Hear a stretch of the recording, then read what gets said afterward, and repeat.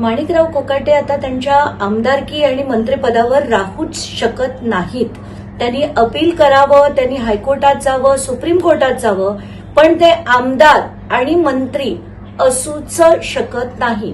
याचं कारण असं की सेक्शन 8 हा रिप्रेझेंटेशन ऑफ पीपल्स ऍक्ट 1951 या कायद्यानुसार कुठलाही आमदार जर त्याच्यावर 2 वर्षाच्या वरची 2 वर्ष किंवा त्याच्या वरची शिक्षा जर त्याला झाली, अगदी छोट्यातल्या छोट्या कोर्टात सुद्धा, तर तो वरच्या कोर्टात त्याच्या विरुद्ध अपील करू शकतो.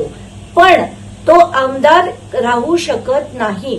त्याच्या पहिल्या दिवशीपासून हे ऍप्लिकेबल आहे.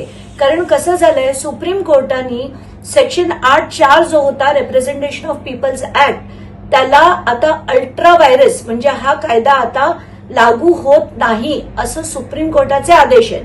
त्या आदेशाप्रमाणे आता 8(4) जर नसेल तर माणिकराव कोकाटे वरच्या कोर्टात नक्कीच जाऊ शकतील, दाद मागू शकतील, पण पहिल्या दिवशीपासून त्यांची आमदारकी आणि मंत्रीपद याचा त्यांना तातडीने डिस्क्वालिफिकेशन हे महाराष्ट्र सरकारतर्फे झालं पाहिजे.